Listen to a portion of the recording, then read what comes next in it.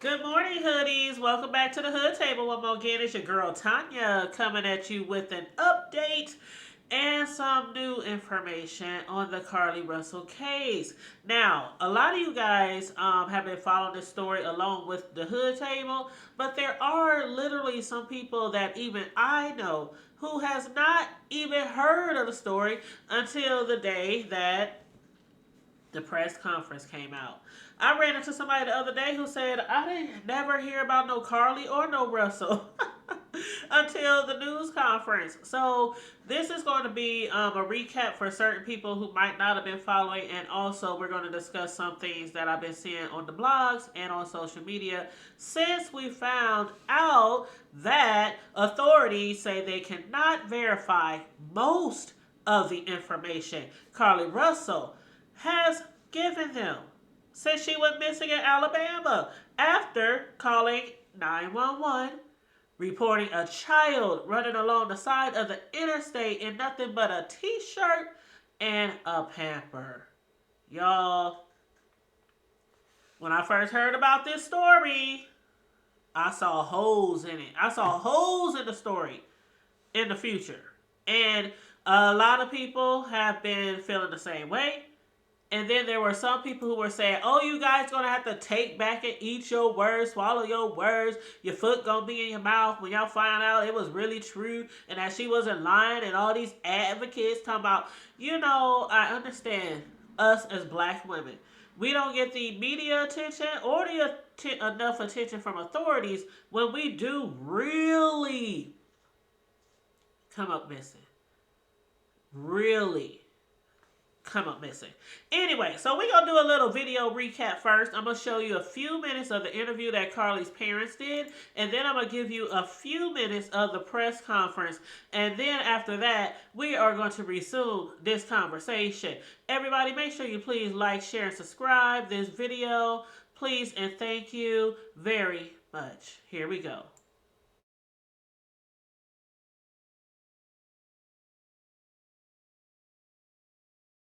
That moment you all first laid eyes on her again, what was it like? To me, just so much joy.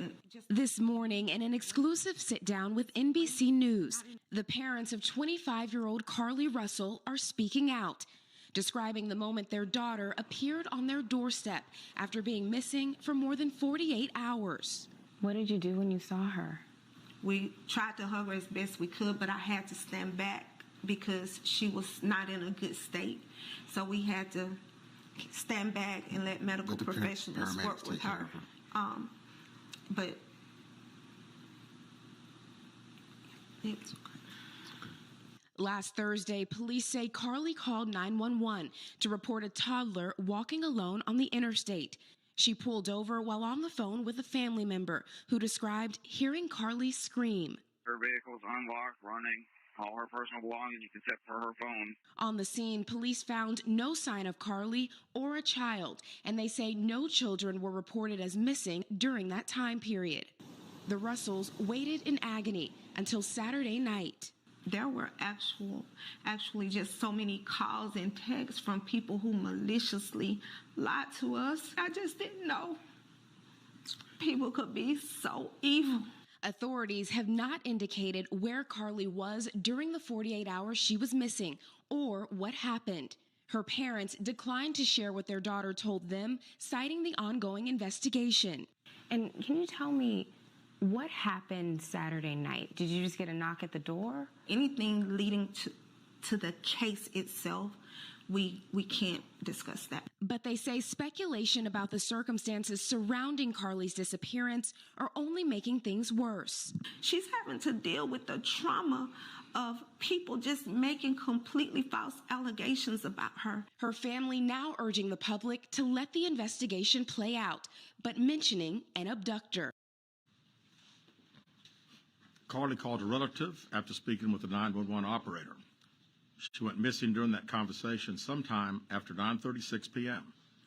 Traffic camera footage was obtained which depicted this portion of the incident, and that footage was analyzed as part of the investigation in conjunction with the 911 call and cell phone data to accurately determine the time frame. Carlee's 911 call remains the only report of a child on the interstate, despite numerous vehicles passing through the area at that time. No one has called to report that a child is missing, and the Hoover Police Department did not locate any evidence of a small child walking down the interstate. Data from Carlee's phone, including her Life 360 app, shows that she traveled approximately 600 yards in her vehicle while she was on the phone with 911, stating that she was following a child. 600 yards. That is 6 football fields straight, 600 yards. The Hoover 911 Center received a second call from Carlee's mother, stating that a relative was on the phone with her when they heard Carlee scream, and then they had an open phone line. Hoover police officers arrived on the scene within 5 minutes of being dispatched, and several other officers arrived shortly. They located Carlee's wig and cell phone in the grass near the vehicle. Her purse was located in the front seat of her vehicle with her Apple Watch in the purse. The food she ordered for tzatziki's was also in the car. The items she purchased from Target, as well as the items taken from her place of employment, were not in the vehicle, nor were they located anywhere around the scene. Hoover police deployed all available assets from the point in the search for Carlee. Additional resources were called in to include our own drone unit, crime scene investigators. Numerous detectives responded to the scene. Throughout the day Friday, officers from surrounding local and federal agencies assisted Hoover police in the search for Carlee Russell. Officers returned to the scene on 459 to conduct a thorough line search for evidence. K-9 teams from the Jefferson County Sheriff's Department responded to check for any sign of Carlee, the child that she claimed to see, and anything else that could be considered evidence in this case. Those searches all turned up empty. Private citizens, including search parties organized by her family, friends, began looking everywhere that they could to find any trace. These searches took place throughout the day Friday and again on Saturday, yielding nothing. At 10:44 p.m. on July 15th, the Hoover 911 Center receives a call from Carlee's residence stating that she returned home on foot. In subsequent investigations, detectives obtained surveillance footage of Carlee walking down the sidewalk alone prior to her arrival at her residence. She was conscious and speaking with paramedics when she was transported to UAB. Detectives were able to obtain a brief statement from her prior to being treated and released. During the statement, she told detectives that while traveling down the interstate, she saw a baby walking down the side of the road and called 911. She stated when she got out of her vehicle to check on the child, a man came out of the trees and mumbled that he was checking on the baby. She claimed that the man then picked her up and she screamed. She stated he then made her go over a fence. She claims he then forced her into a car, and the next thing she remembers is being in the trailer of an 18-wheeler. She stated that the male was with a female. However, she never saw the female, only hearing her voice. She also told detectives she could hear a baby crying. She told detectives the male had orange hair with a big bald spot on the back. She said she was able to escape the 18-wheeler and fled on foot, only to be captured again and then was put in a car.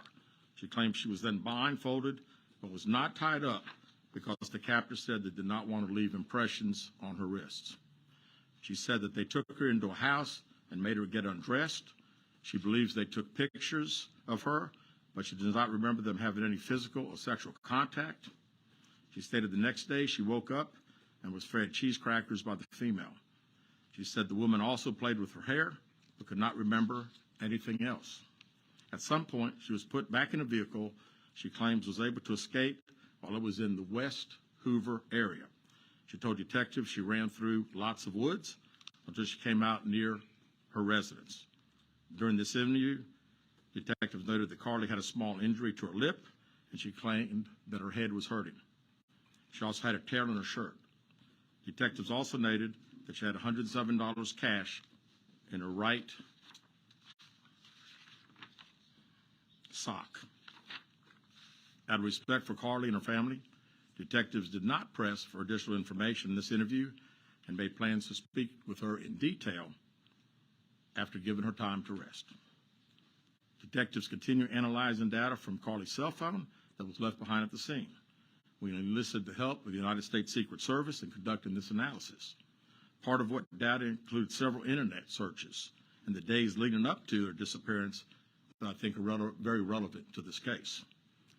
On July 11th at 7:30 a.m., the term, "Do you have to pay for an Amber Alert?" was searched. On July 13th at 1:03 a.m., the day of her disappearance, the term, "How to take money from a register without being caught," was searched. On July 13th at 2:13 a.m., the day of her disappearance, the term Birmingham bus station was searched. On July 13th, 2:35 a.m., a search for a one-way bus ticket from Birmingham to Nashville was conducted with a departure date of July 13th. On July 13th at 12:10 p.m., a search for the movie Taken, a film about abduction, was conducted. There were 2 searches related to Amber Alerts on a computer at Carlee's place of employment, including one regarding the maximum age of an Amber Alert. There were other searches on Carlee's phone that appeared to shed some light on her mindset, but out of respect for her privacy, we will not be releasing the content of those searches at this time. We've asked to interview Carlee a second time, but have not been granted that request. As you can see, there are many questions left to be answered, but only Carlee can provide those answers.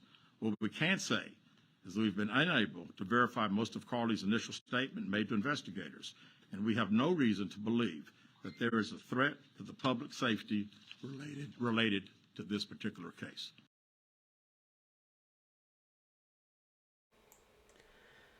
There you go. For the people who have been following and who have not been all caught up with everything that's been going on with this Carlee Russell case. Per police, again, there is not any information that makes them believe that Carlee was really in any type of danger. They can't verify most of the information. You hear some of the things that she looked up, including the movie Taken.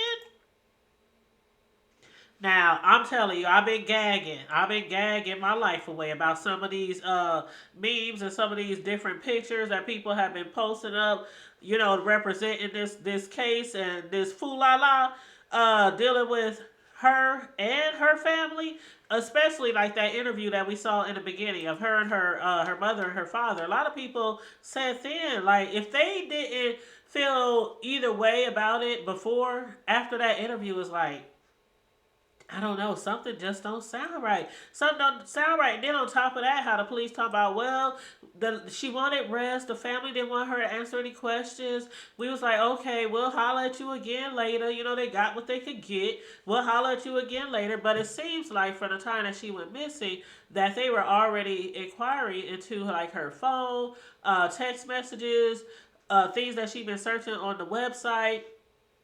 Obviously, okay? Because they had all this information gathered. They had all this information gathered together. I know they had it gathered together before she even came back up and showed up at her parents' house, I believe that's the reason why the police were not trying to really make a statement until, they figured she reappeared. I guess they figure, she will eventually reappear, especially all those internet searches and her stealing from her job and taking certain things like toilet tissue and robes and stuff from the spa where she worked, then purchasing snacks and food. And everything was left at the site where she claimed she saw that toddler walking along the interstate. All her electrical stuff, her phone, her earpods, her keys, her purse, everything was left there but the snacks. Like, come on now. First of all, is somebody going to kidnap you? You think they really worried about your snacks? If anything, they going to take your purse, see if you got any money. They going to take your cell phone. They going to take your keys. They going to take all your valuable possessions. They don't want to leave nothing behind. Okay? They don't want to leave nothing behind, including you. They taking everything. But anyway, in this particular case, the police said they cannot verify most of the information dealing with the disappearance of Carlee or with any of the information that she has given them. Because why? They were all lies. And our platform, the Hood Table, yes, we was on it. We kept saying, she lied. She lied. There were people in our chat every time we did commentary on this, there were people in our chat saying, "You guys, just wait, just wait. Why would she be lying? I believe her." You know, da da da da. And I was like, "Child, child." I understand that when people come up missing or when people make accusations of assault and stuff like that, especially if it's children, you want to believe them.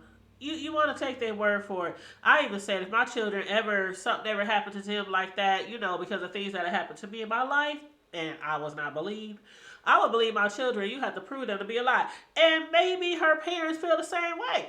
I'm going to believe my child and you will have to prove me a lie. But now that the authorities have proved your child a lie, you still got her back. You still got her back. And telling people that we will not be bullied. That is what her mother put out the other day. We will not be bullied.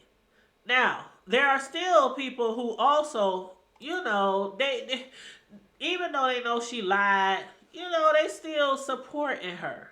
Certain people are still supporting her, such as Anaya Blanchard's mother, Angela Harris. She said it's not her place to judge Carlee Russell. Now, Angela Harris, for the people who don't know who she is, Angela Harris, she again is the mother of Anaya Blanchard. I'm sorry, and they founded a nonprofit called Anaya's Heart after her daughter, Anaya Blanchard, was abducted and murdered nearly 4 years ago. Now, she spoke out Friday about her group's involvement in the disappearance of Russell, because not only was the local police involved, not only was top flight security involved, not only was the CIA involved, but Secret Service was involved. I mean, I'm surprised the president didn't come down there and camel. But anywho, what this mother had to say, again, who founded the nonprofit called Anaya's Heart, Angela Harris, she basically said, Carlee is reunited with her family, no matter how that happened or what that looks like or what the circumstances surrounding that are. Harris said in a Facebook Live video, our nonprofit is dedicated to helping bring people home. Now, keep in mind, police and teams of volunteers, including the Secret Service and others, including the Anaya's Howard Foundation, spent the next 48 hours searching for the 25-year-old Russell before she showed back up at her family's home on foot and was taken to UAB Hospital for an overnight evaluation where she gave police a statement. And y'all heard what the police had to say. Y'all heard what they had to say. They did their own research. They was thorough.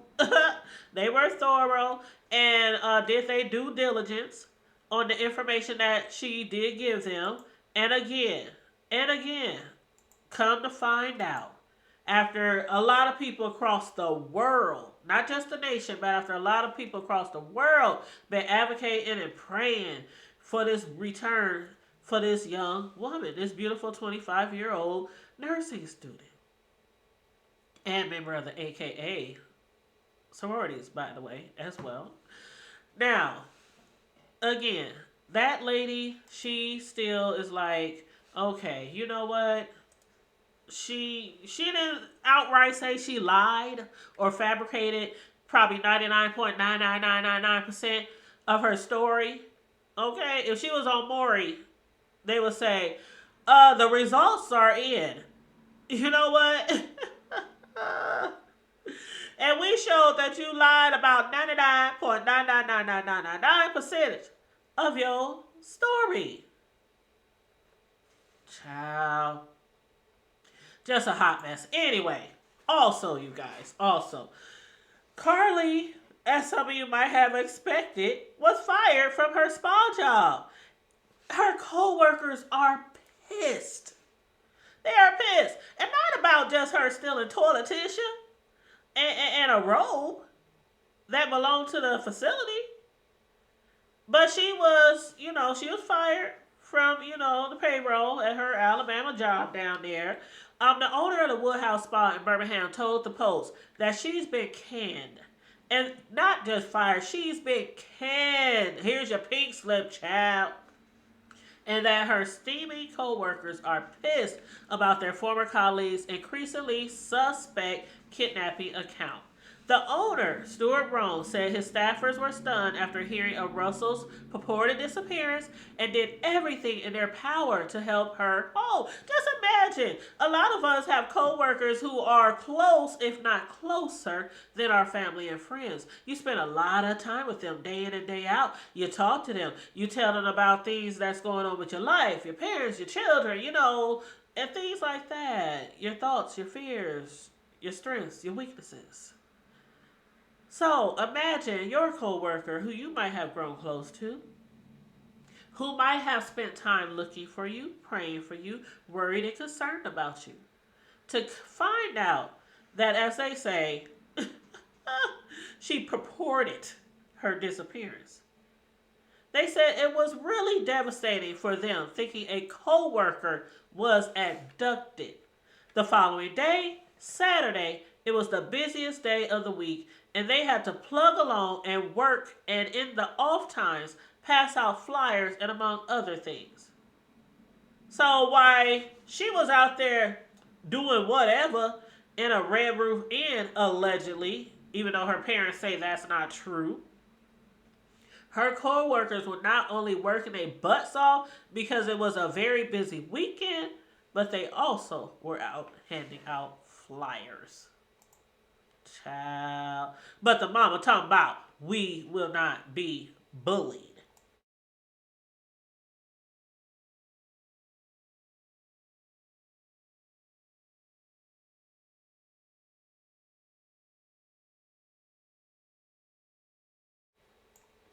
Now, I think out of some of the pictures that I've seen about Carlee and some of the memes, I think this one is the craziest, but probably the most truthful.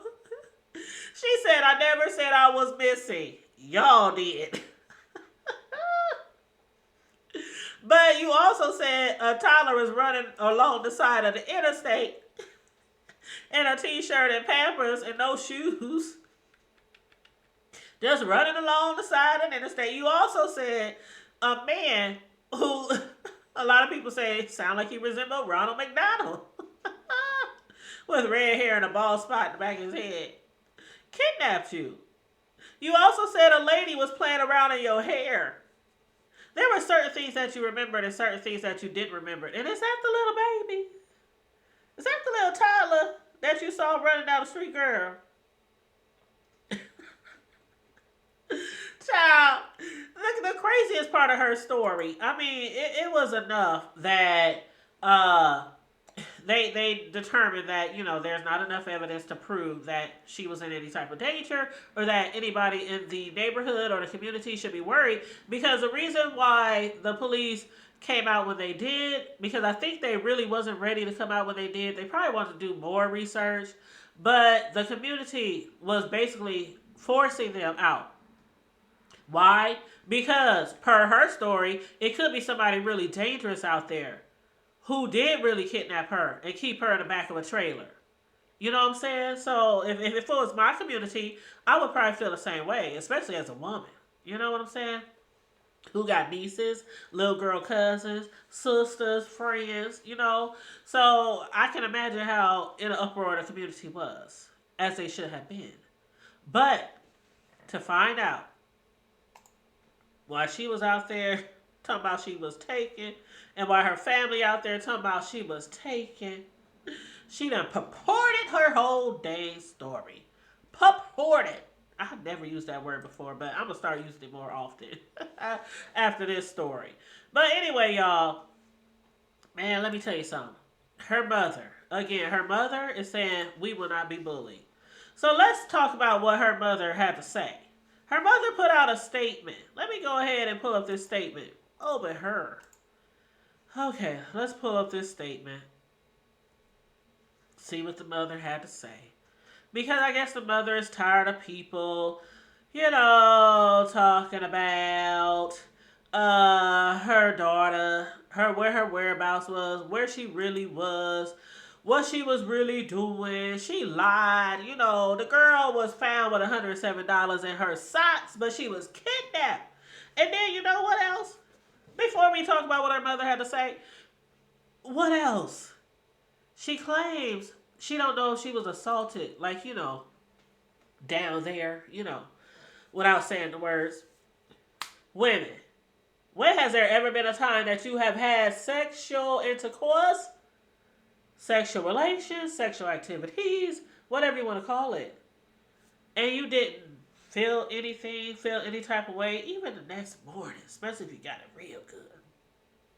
Even the next morning. Even if you were, God forbid, assaulted, you there's something going on down there to let you know something happened, right?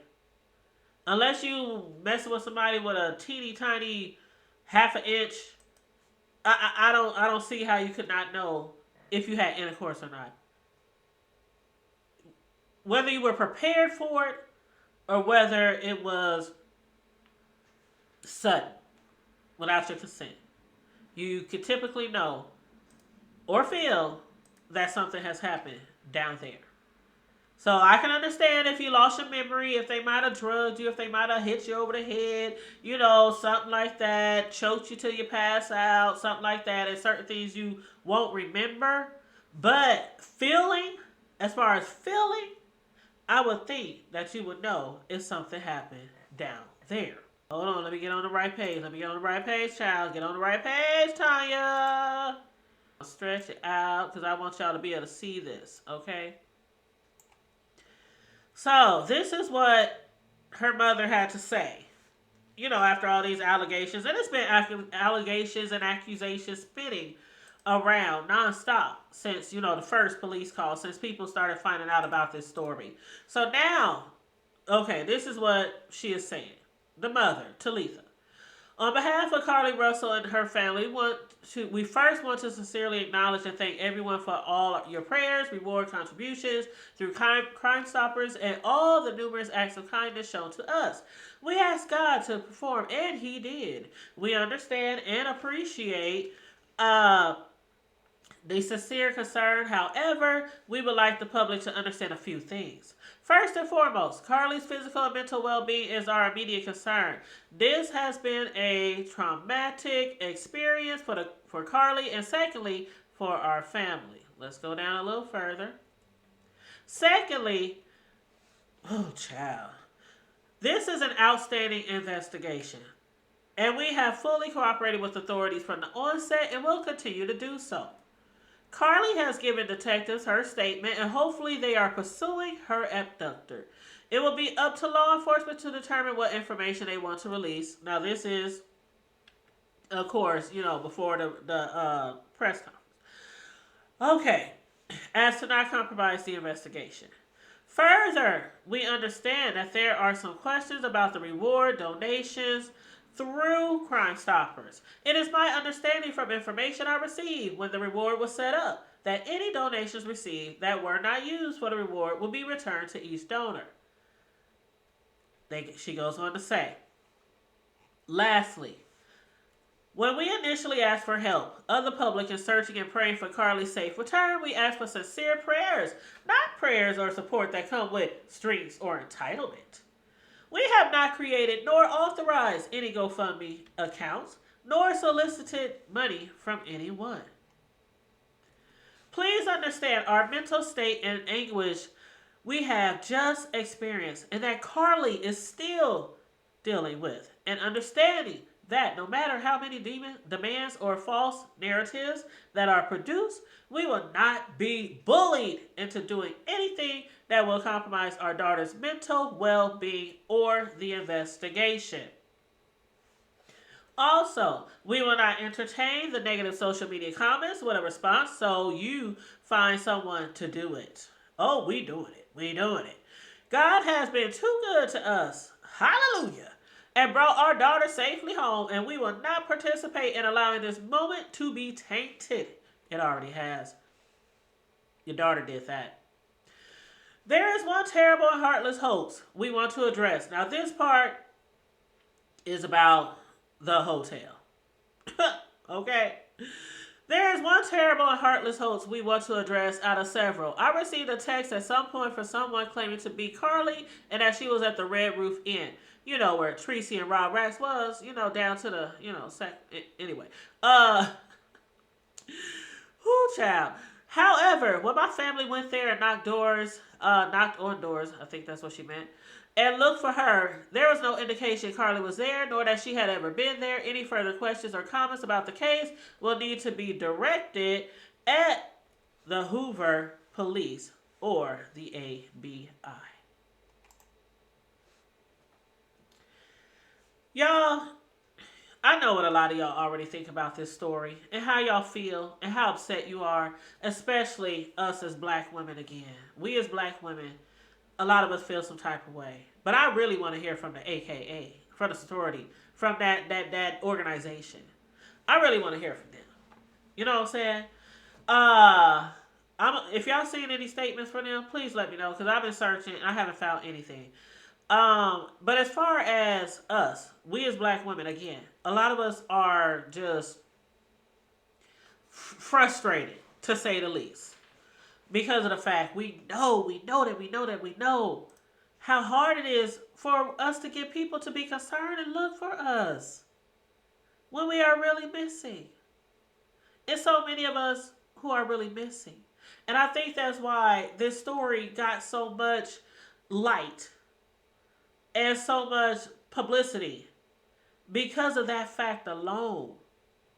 There were people, stars, celebrities, Beyonce's mother, people in all type of sports organizations who were advocating for them to get out there and bring this woman home safely to her family. Now, granted, she is home. I'm glad she's home. I'm truly glad, because that would have just been just so horrible for her to be known as the woman who literally put her life on the line to rescue a toddler that she saw running on the side of the interstate. On that note, you guys, child, there's somebody I heard say they are no longer advocating for black women. I don't suggest people do that, but you can do what you want. The next story that comes out, yeah, if it's something similar or similar to this story or along the same lines of this story, a lot of people going to be like, she on her own. She on her own. We going to continue our day like we ain't never heard about this story. But me, personally, I don't wish that on anyone, for something like that to really happen.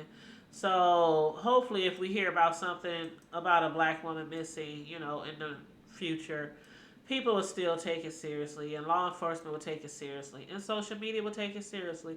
Now, this particular lady, 25-year-old Carlee Russell, she'll probably forever be known as a liar, as somebody who cried wolf, and Jussie Smollett 2.0.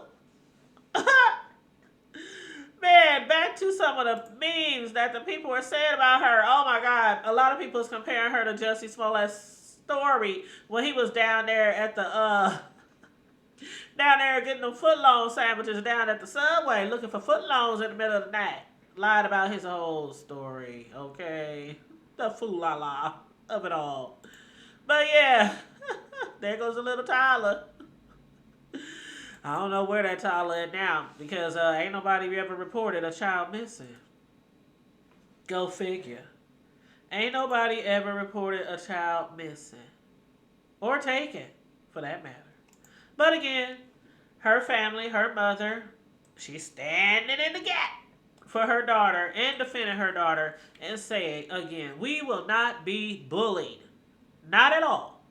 We will not be bullied. And I'm going to tell you, ma'am, with all due respect, until your daughter do right by us and tell us the truth, and I mean the whole doggone truth, nothing but the truth, right hand of God, you will continue to be bullied. And you will never have peace. And neither will your daughter or your family. And I noticed that her boyfriend took down all his posts off of his social media advocating for her. Yeah, we noticed. So he believes she a liar too? Or he just don't want to look like a fool because he was up there asking people to pray for her and under the impression that she was out there fighting for her life, when somebody actually said she was down there allegedly at the down to the pound town or trying to go to a concert. But who knows? Who knows? We still don't really 100% know what really happened. But I'm hoping she'll come forward and tell the truth. You already look bad. Can't get no worse, girl. Can't get no worse. And on that note, make sure you like, share, and subscribe. Please and thank you very much. I appreciate you all for tuning in to this show today with the Hood Table and your girl Tanya. Like, share, and subscribe. Support the Hood Table. $ the Hood Table 402 is our cash app. If the spirit moves you to donate and contribute to our platform, please feel free to donate. $ the Hood Table 402. And stay safe, be blessed, remain vigilant at all times, and always remember to keep it hood. Bye.